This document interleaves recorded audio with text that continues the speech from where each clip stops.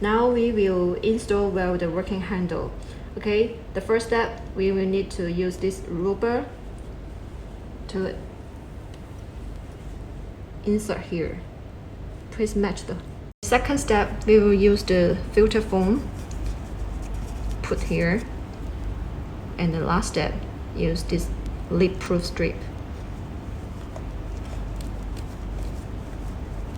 We need to make sure this part is installed well, because the liquid, to avoid the liquid rush back to the working handle.